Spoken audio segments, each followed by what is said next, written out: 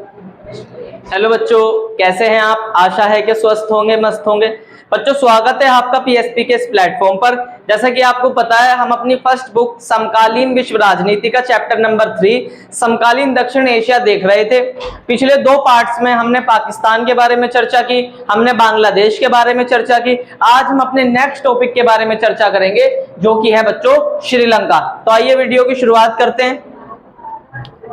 श्रीलंका, हम सब जानते हैं कि श्रीलंका भारत का एक पड़ोसी देश है। ठीक है, श्रीलंका भारत में जो है दक्षिण की तरफ पड़ता है। तो देखिए, कुछ इस तरीके से श्रीलंका हमारे निकट है। ये भारत का दक्षिण का हिस्सा है, आप सब जानते हैं। और यहीं पर एक देश है जिसका नाम है बच्चों, इसी देश का नाम है बच्चों श्रीलंका। श्रीलंका, ये श्रीलंका है। आप देखेंगे कि श्रीलंका भारत का पड़ोसी देश भी है। हम बात तब की करेंगे बच्चों जब भारत भी गुलाम था, श्रीलंका भी गुलाम था। यानी हम औपनिवेशिक शासनकाल की बात कर रहे हैं, जब की बात कर रहे हैं जब भारत और श्रीलंका दोनों ही देश गुलाम थे। आप जानते हैं यहां भारत का एक राज्य है, और जिस राज्य का नाम है तमिलनाडु। इस राज्य का नाम है तमिलनाडु। जब औपनिवेशिक शासनकाल था, उस समय तमिलनाडु से श्रीलंका के अंदर मजदूर लाए गए। क्या लाए गए बच्चों? तमिलनाडु से श्रीलंका के अंदर मजदूर लाए गए। क्या लाए गए? मजदूर। किसमें? नाव में बिठाकर यहां क्या लाए गए? मजदूर लाए गए। जबरन तमिलनाडु से इनके द्वारा यहां श्रीलंका में क्या लाए गए?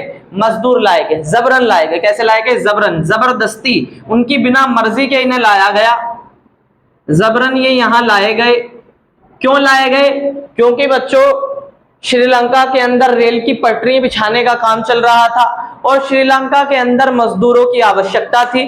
श्रीलंका के अंदर मजदूरों की उस जरूरत और आवश्यकता को पूरा करने के लिए तमिलनाडु से जबरन मजदूरों को श्रीलंका के अंदर लाया गया। यानी भारतीय तमिलों को लाया गया। किसे लाया गया? भारतीय तमिलों को। भारतीय तमिल, जो भारतीय तमिल थे, उन्हें जबरदस्ती मजदूर बनाकर श्रीलंका के अंदर लाया गया और उनसे काम करवाया गया। आप सब जानते हैं 1947 में यानी 1947 में भारत को स्वतंत्रता मिली, यानी भारत आजाद हुआ। वहीं हमारे एक साल बाद 1948 में 1948 में किसे आजादी मिली? श्रीलंका को आजादी मिली। श्रीलंका को 1948 में आजादी मिली। आपको मैंने बताया ये भारतीय तमिल औपनिवेशिक शासनकाल में तमिलनाडु से श्रीलंका लाए गए। वहीं दूसरी तरफ यहां श्रीलंका के मूलवासी भी हैं, जो यानी श्रीलंका के अंदर ही पैदा हुए और श्रीलंका के अंदर ही रहते हैं, जिन्हें आप कहेंगे सिन्हली। कौन सी भाषा बोलते हैं? सिन्हली। और उनका धर्म क्या है? बौद्ध धर्म। कौन से धर्म को अपनाते हैं? बौद्ध धर्म को अपनाते हैं।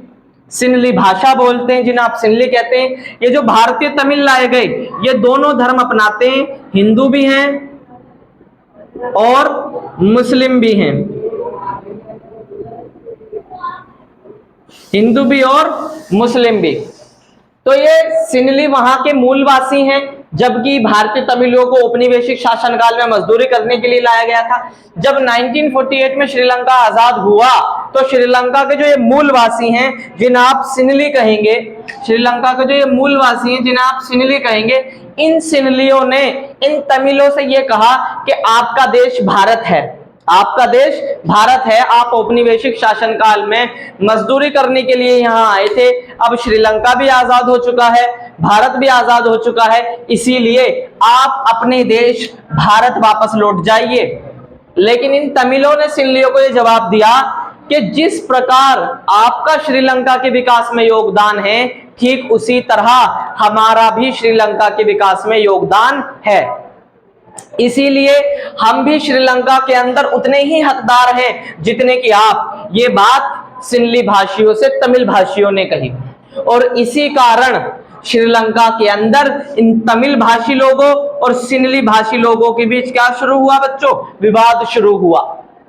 जैसे आप श्रीलंका के अंदर भाषाई संघर्ष के नाम से भी जानते हैं। ये सारी चीज आपको 10th क्लास में भी पढ़ाई जाती है, जहां आप सत्ता की साझेदारी वाले चैप्टर में पढ़ते हैं, लेकिन यहां भी आप लोगों को ये बात बतानी जरूरी है। तो इनके बीच जो है बच्चों संघर्ष चला, और संघर्ष चलते चलते इतना चला कि श्रीलंका में किसकी शुरुआत हुई? गृह युद्ध की शुरुआत हुई। किसकी शुरुआत हुई? गृह युद्ध। गृह युद्ध का मतलब आप सब समझते होंगे, जब एक देश की जनता ही आपस में हथियारों के साथ युद्ध लड़ने लगे, उसी को हम गृह युद्ध के नाम से जानते हैं। और श्रीलंका में यह गृह युद्ध 2009 तक चलता रहा बच्चों। कब तक चलता रहा? 2009 तक श्रीलंका इस गृह युद्ध से ग्रस्त होता रहा, क्योंकि वो अपने यहाँ इस जातीय संघर्ष को नहीं सुलझा पाया। इस जातीय संघर्ष को नहीं सुलझा पाया। ये जातीय संघर्ष और ज्यादा बढ़ गया बच्चों 1956 में। 1956 के अंदर श्रीलंका के अंदर कुछ कानून बनाए गए, जिसमें यह कहा गया कि सिंहली भाषा श्रीलंका के अंदर एकमात्र भाषा होगी, श्रीलंका का एकमात्र धर्म होगा जो कि बौद्ध धर्म होगा, और श्रीलंका के अंदर सरकारी नौकरियों में, शिक्षण संस्थानों में हर जगह सिंहली भाषी लोगों को महत्व दिया जाएगा। यानी बच्चों पूरी तरीके से जो तमिल भाषी लोग थे उन्हें दरकिनार कर दिया गया, उन्हें नजरअंदाज करने का काम जो है श्रीलंका के अंदर हुआ 1956 में। आप आगे देखेंगे कि जब तमिल लोगों के साथ ये सब हुआ, तो तमिल लोगों ने 1983 में एक ऑर्गेनाइजेशन बनाया जिसे कहा गया बच्चों लिट्टे। क्या कहा गया? लिट्टे। इसका पूर्ण रूप है लिबरेशन टाइगर्स ऑफ तमिल इलम। लिबरेशन टाइगर्स ऑफ तमिल इलम ये तमिल भाषी लोगों का एक उग्रवादी संगठन था, जो तमिलों की स्वतंत्रता के लिए या उनको हक दिलाने के लिए समय समय पर आंदोलन चलाता था। इसके अलावा ये जो तमिल भाषी लोग थे, इन्होंने कई बार भारत सरकार पर भी दबाव बनाया कि भारत सरकार हमारी स्थिति को सुधारने के लिए कोई कदम नहीं उठाती है, क्योंकि श्रीलंका भारत का पड़ोसी देश है। जब बहुत ज्यादा दबाव बनाया गया, तो उस समय हमारे देश के जो प्रधानमंत्री थे वो थे श्री राजीव गांधी। श्री राजीव गांधी ने श्रीलंका के अंदर शांति बहाल करने के लिए 1987 में, कब बच्चों? 1987 में श्रीलंका के अंदर उन्होंने शांति सेना भेजी थी। क्या भेजी थी? शांति सेना। श्रीलंका के अंदर उन्होंने शांति सेना भेजी थी श्रीलंका के अंदर शांति स्थापित करने के लिए। लेकिन जब यह सेना श्रीलंका के अंदर गई, तो तमिल भाषी लोगों ने यह सोचा कि इस सेना को हमारे ऊपर अत्याचार करने के लिए भेजा गया है, और लोगों के द्वारा भारतीय सेना का विरोध किया गया, और इस विरोध के चलते बिना अपने लक्ष्य को प्राप्त किए 1989 में इस सेना को बच्चों वापस बुला लिया गया। क्या बुला लिया गया? वापस। और कहीं ना कहीं श्रीलंका के अंदर जो तमिल भाषी लोग थे, उनके मन में भारत सरकार के प्रति और ज्यादा क्रोध पैदा हुआ, और इसी क्रोध का आप ये नतीजा देखेंगे कि 1989 में ही जब तमिलनाडु के अंदर एक जगह है बच्चों जिसका नाम है पेरम्बदूर, उस जगह का नाम है पेरम्बदूर। इसी जगह पर, ये जो जगह है पेरम्बदूर तमिलनाडु के अंदर, इसी जगह पर 1989 में भारत के अंदर लोकसभा के चुनाव होने थे, और इसी लोकसभा चुनावों के चलते भारत के प्रधानमंत्री श्री राजीव गांधी श्रीलंका के तमिलनाडु के अंदर जो है दौरे पर थे, अपने राजनीतिक दौरे पर थे। वो तमिलनाडु के अंदर एक जगह पेरम्बदूर वहां पहुंचे, रात का समय था। जैसे ही राजीव गांधी वहां पहुंचे, तो उन्होंने देखा कि उनके चारों तरफ भीड़ थी, उनके सुरक्षा कर्मी भी थे। उनके सामने दो महिलाएं थी, जिन दो महिलाओं ने राजीव गांधी की तरफ आने की कोशिश की, लेकिन उनके सुरक्षा कर्मियों ने उन्हें रोक दिया।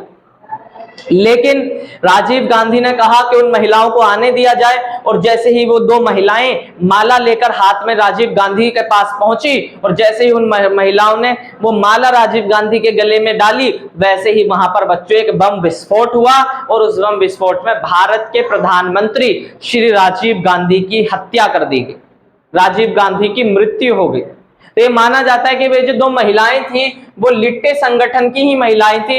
इसको लेकर अब भी श्रीलंका के अंदर और भारत के बीच कहीं ना कहीं एक खटास पैदा हुई, क्योंकि कहीं ना कहीं लिट्टे की ही महिलाओं के द्वारा भारत के प्रधानमंत्री की हत्या कर दी गई। तो इस प्रकार कुछ श्रीलंका के अंदर जो है ये संघर्ष हुआ, लेकिन जैसे जैसे समय बीता, मैंने आपको बताया 2009 में गृह युद्ध भी समाप्त हो गया और धीरे धीरे श्रीलंका ने अपनी इस जातीय संघर्ष को, जातीय कलह को सुधारने का प्रयास किया। हालांकि पूरी तरीके से आप ये नहीं कह सकते अब भी कि समाप्त हो चुका है, थोड़ा बहुत तत्व आप अब भी देख सकते हैं। तो आप ये कहेंगे कि पहले के मुकाबले अब श्रीलंका के अंदर जो स्थिति है वो बहुत ज्यादा सुधर चुकी है। तो आपने ये सब देखा कि भाई श्रीलंका में इस प्रकार हुआ। अब हम देखेंगे कि श्रीलंका और भारत के किस प्रकार के संबंध है, यानी भारत और श्रीलंका के बीच किस प्रकार संबंध है। मैं कुछ और बातें आपको बच्चों श्रीलंका के अंदर बता दूं। श्रीलंका एशिया का वो पहला देश है जिसने अपने यहाँ उदारीकरण किया। क्या किया? उदारीकरण किया। श्रीलंका एशिया का वो पहला देश है जिसने अपने यहाँ उदारीकरण किया। श्रीलंका से पहले किसी भी देश ने अपने यहाँ सबसे पहले उदारीकरण नहीं किया। ये आप अंदाजा लगा सकते हैं कि इससे श्रीलंका को अब कितना डेवलप होना चाहिए था, लेकिन इसी आंतरिक कलह की वजह से श्रीलंका उस हद तक विकास नहीं कर पाया जिस हद तक श्रीलंका अपना विकास करना चाहता था। अब हम देखेंगे भारत और श्रीलंका के संबंध। बच्चों, भारत और श्रीलंका के बीच सहयोगपूर्ण संबंध है, यानी दोनों समय समय पर जरूरत पड़ने पर एक दूसरे देश का सहयोग करते हैं। इसके अलावा भारत और श्रीलंका के बीच विवाद का केवल एक ही मुद्दा है, वो है तमिल जातीय संघर्ष। क्या है बच्चों? तमिल जातीय संघर्ष। जो श्रीलंका के अंदर तमिल और सिंहलियों के बीच संघर्ष है, केवल एक वही भारत और श्रीलंका के बीच संघर्ष का मुद्दा है, क्योंकि तमिल लोग भारत पर दबाव बनाते हैं, भारत सरकार श्रीलंका की सरकार से कहती है, लेकिन स्थिति में कोई ज्यादा खास बदलाव नहीं आया। इसी को लेकर केवल एकमात्र यही संघर्ष का मुद्दा है। इसके अलावा दोनों के बीच सहयोगपूर्ण संबंध है, मित्रतापूर्ण संबंध है। इसके अलावा भारत और श्रीलंका दोनों के बीच मुक्त व्यापार समझौते हुए। क्या हुए? मुक्त व्यापार समझौते, यानी दोनों के बीच फ्री ट्रेड एग्रीमेंट हुए। इसके अलावा जब 2004 में, कब की बात कर रहे हैं बच्चों? 2004 की, जब श्रीलंका में क्या आई? सुनामी आई। क्या आई बच्चों? सुनामी आई, जिस कारण श्रीलंका के अंदर जान और माल की बड़े पैमाने पर हानि हुई। तब भारत ने श्रीलंका के अंदर जो राहत कार्य थे, उन राहत कार्यों में श्रीलंका की क्या की थी बच्चों? सहायता की थी। यानी 2004 में श्रीलंका के अंदर जो सुनामी आई, उस सुनामी के कारण श्रीलंका के अंदर जो नुकसान हुआ, उसमें भारत ने राहत कार्यों में अपनी सहायता पहुंचाई। भारत और श्रीलंका दोनों के बीच पर्यावरण के मुद्दों पर और आपदा प्रबंधन के क्षेत्र में सहयोगपूर्ण संबंध है। इसका एग्जाम्पल आपको यहाँ देखने को भी मिलता है कि दोनों के बीच आपदा प्रबंधन के क्षेत्र में सहयोगपूर्ण संबंध है। इसलिए 2004 में जब वह सुनामी आई तो भारत सरकार ने श्रीलंका के जो राहत कार्य थे उसमें अपनी सहायता की।